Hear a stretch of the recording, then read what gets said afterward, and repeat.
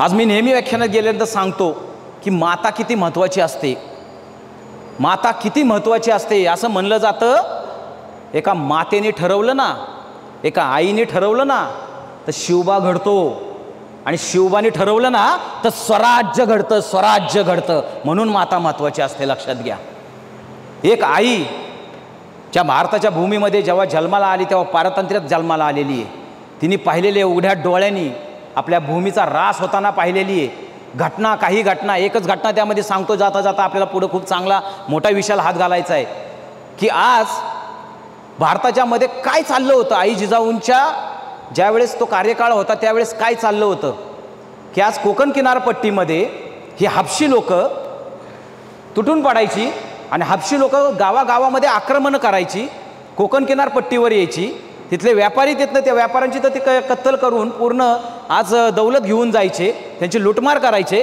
पण जाता जाता जर चांगली तरुण पोरं भेटली, चांगल्या महिला भेटल्या, चांगल्या दिसल्या, चांगली एखादी स्त्री भेटली तर तिच्या हाताला मनगटाला पकडायचे आणि ते घेऊन जायचे. जर कोणी प्रतिकार केला त्यांच्या वडिलांनी किंवा तिच्या भावानी किंवा तिच्या नवऱ्यानी तर दुसऱ्याच क्षणाला त्याचं मुंडकं बाजूला केलं जायचं आणि त्या महिलेला घेऊन गेलं जायचं खुल्या दर्यामध्ये, त्या जहाजावर. मग त्या जहाजावर तिच्यावर जे अत्याचार व्हायचे, मग ते 5 ते 5, 15 ते 15, नाही तर 25 ते 25. हा, ते भुकेले आहेत ना, त्या हापशी बिपशी एवढ्या लांबनं आलेली आहेत, कसली भूक तुम्हाला माहिती आहे. आणि ह्या अशा परिस्थितीमध्ये त्या महिलेवर अत्याचार केले जायचे आणि ती महिला त्यातनं वाचली तर तिच्या पायाला दगड बांधला जायचा आणि समुद्रात फेकून दिलं जायचं. ही अशी परिस्थिती होती.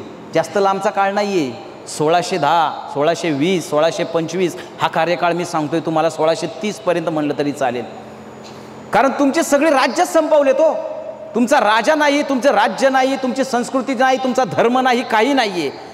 सगळीकडे आज इस्लामिक सत्यांचे आक्रमण आहेत. त्यांच्यात पण प्रॉब्लेम्स आहेत. कोण सुन्नी आहेत, कोण शिया आहेत, त्यांच्यात भांडणं चालूच आहेत. त्यात आपलं तर कुठं नुसती ससे लोपट आहे. चांगली जवान पोरं बघितली तर त्यांना जाऊन आणि इंडोनेशियासारख्या ठिकाणी किंवा अरबस्तानमध्ये विकलं जायचं. आपल्यासारखी जर चांगली असतील शरीरयष्टीने, आणि आयुष्यभर त्यांच्याकडनं गुलामी करून घेतली जायची, अशी होती. आज ज्या वेळेस तुम्हाला युद्ध पेटलं असेल, त्या युद्धामध्ये पहिली फळी जी असते ती पहिली फळी मरण्यासाठीच उभी करायची असते, शत्रूची आज आपल्याला शक्ती तपासण्यासाठी. आणि त्या पहिल्या फळीमध्ये कोण होतो? आपण होतो पहिले. हे मराठे सामने खडे करो, इनको पहिला मरने दो, इसके बाद हम स्ट्रॅटेजी करेंगे, क्या करना है क्या नहीं करना है. आणि त्याच्या पुढे स्ट्रॅटेजी ठरवली जायची. अशा भयान काळामध्ये आई जिजाऊंनी आज निर्णय घेतलेला आहे की माझा मुलगा मला तयार करायचा आहे.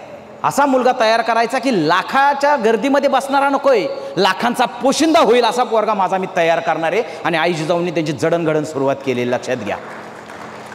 जबरदस्त जडणघडण चालू केलेली आहे. कुठल्याही मातेला आहे ना जडणघडण करायची असेल ना मुलाची तर 5 आघाड्यांवर करावी लागते. मातांनो आधी लक्षात घ्या, तो मुलगा शारीरिकदृष्ट्या, मानसिकदृष्ट्या, बौद्धिकदृष्ट्या, आज आध्यात्मिकदृष्ट्या आणि भावनिकदृष्ट्या ह्या 5 आघाड्यांवर जो मुलगा सगळ्यात छान असेल आणि तो पूर्ण असेल तेव्हा तो परिपूर्ण पुरुष होऊ शकतो, परिपूर्ण व्यक्तिमत्व होऊ शकते. लक्षात घ्या.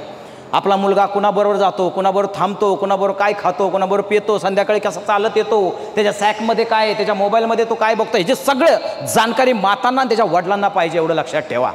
आज शिवचरित्रामध्ये हे घ्यायचं आहे आपल्याला. काही नका शिवचरित्रामध्ये बाकी काय नाही घेतलं तर फक्त मुलांचा सांभाळ कसा करायचा आहे आणि मग त्याप्रमाणे आपला शिवाजी कसा, आपल्या घरातला शिवाजी घडवू आपण. छत्रपती शिवाजी महाराज नंतर बघू. आपल्या घराण्याचा इतिहास बदलणारे शिवाजी महाराज तयार करायची जबाबदारी आता आपल्याकडे असणार आहे. आणि अशा वेळेस शिवाजी महाराजांचं बघतोय की जसं ज्याला मोठं काम करायचं असतं ना त्याला पहिले माणसं जोडावी लागतात. शिवछत्रपतीने आजच्या बाल शिवबांनी लहानपणापासून आज सवंगडी जोडलेत, निर्व्यसनी सवंगडी जोडलेत आणि त्यांच्याकडं आई जिजाऊंनी जे संस्कार केलेले आहेत आज त्यांना रामायण महाभारत ह्याच्यातनं त्यांनी तयार केले. त्याच्यामध्ये त्यांनी दाखवलंय त्यांना की राम काय असतो, रावण कसा असतो, श्रीकृष्ण काय आहे, कंस कसा होता, भीम पराक्रम कसा असतो, पार्थ पराक्रम म्हणजे काय, श्रीकृष्ण कसा आहे, श्रीकृष्ण आणि कौरव कसे, दुर्योधन कसा आहे, आपल्यातले बिभीषण कसे तुम्हाला ओळखायचे, आपल्या आता मारुती राय आपल्या कसा ओळखायचा आहे, कसं लोकांना प्रेरणा द्यायची आणि त्यांना लढण्यासाठी उभं करायचं आहे, ह्या सगळ्या गोष्टींवर आई जिजाऊंनी काम केलेलं आहे. आणि ज्यावेळेस आई जिजाऊ हे सांगायच्या की ही भूमी आपली आहे, हे माणसं आपली आहेत, आज आपल्याला ह्यांना त्यातनं बाहेर काढलं पाहिजे अन्यायामधनं, त्यावेळेस त्या मुलाची मुठी वळल्या जायच्या की मी करून दाखवतो. आणि अशा प्रसंगी तो मुलगा आपल्या सवंगड्यांना घेऊन रायरेश्वरवर जातो रायरेश्वरवर त्या पिंडीवर आपल्या उष्ण धारोष्ण रक्ताने शपथ घेतो की भारतावर आधी राज्य गाजवणाऱ्या त्या तमाम जुलमी सत्तांना मी इथून उकडून बाहेर काढेल आणि इथे हिंदवी स्वराज्याची स्थापना करेल. वय वर्ष 14व्या वर्षी तो मुलगा शपथ घेतोय. आपल्याला ही घटना माहिती आहे, ही घटना कित्येक वेळा आपण ऐकली असेल, वाचली असेल, पण हे लक्षात येत नाही तरुणांच्या विशेष करून की ते 14व्या वर्षी तो मुलगा माझ्या आयुष्याचं टार्गेट काय ते सांगतोय. 14व्या वर्षी. अहो इथं 35-40 वर्ष झाली तरी लोकांना कळत नाही मी का जगतोय आणि मला काय करायचंय ते. आणि मग ज्या सगळ्या क्षमता तुमच्याकडे असताना त्या क्षमतांचा तुम्हाला विसर पडलेला असतो, त्या क्षमता तुम्ही कधीही जवळ त्यांचं पाहत नाही, अभ्यास करत नाही, आणि मग एक सामान्य माणूस जन्माला येतो सामान्य म्हणूनच मरून जातो. शिवाजी महाराज तिथं सांगतात की छातुरमातुर म्हणून जन्माला आला ना, छातुरमातुर मारण्यात तर काय किड्या मुंग्यासाठी मारसाल तुम्ही, असे गेले कोट्यानी कोटी काय रवडी एकासाठी, अशी दुनिया आहे आजकालची. कोट्याच्या गर्दीमध्ये तुम्हाला हरवायचे का काय करायचे. ह्यावेळी शिवाजी महाराज सांगतात की आयुष्याचं ध्येय ठेवा, आयुष्याचं ध्येय आणि करा मार्गक्रमण. शिवाजी महाराजांनी केलं ना, नोकरी करणार नाही, चाकरी करणार नाही, अरे सुलतानांची तर नाहीच नाही, मग काय करेल, स्वराज्य उभं करेल, स्वराज्य उभं करेल. त्यावेळेस त्यांनी ते टार्गेट ठेवलेलं आहे. आज शिवछत्रपतींना आपण का मानतो की लहानपणापासून 350 वर्षापूर्वी तो मुलगा आपली विजन ठेवतो, विजन की मला आता ठरलंय माझं ध्येय, पण का करायचंय मला स्वराज्य उभं, कशासाठी करायचंय स्वराज्य उभं,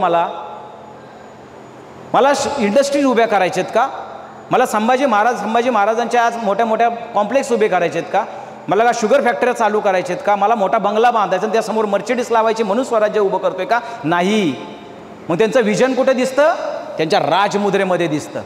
ही राजमुद्रा सगळ्यांना माहिती आहे, ही राजमुद्रा काय आहे, पण ही राजमुद्राच का, अहो हजारो राजे होऊन गेले ह्या भूमीवर, पण राजमुद्रा कुणाची पूजली का आत्तापर्यंत, राजमुद्रा आहे पण माहीत नसतं लोकांना. पण कुठंही हे चिन्ह दिसलं की प्रत्येकजण म्हणतो आमच्या राजाची राजमुद्रा आहे. ह्या राजमुद्रेबद्दल आपल्याला आदर आहे, आणि ही राजमुद्रा समजून घ्यायची असेल ना तर आपल्याला आधी अफजल खानाच्या मुद्रेचा अभ्यास करावा लागेल. ज्यावेळेस मी अफजल खानाच्या मुद्रेचा अभ्यास केला ना त्यावेळेस मला असं वाटलं की अरे आपल्या राजाची मुद्रा हिमालय एवढ्यापेक्षा मोठी आहे ना, आकाशाला गवसणी घालणारी आमच्या राजाची राजमुद्रा आहे.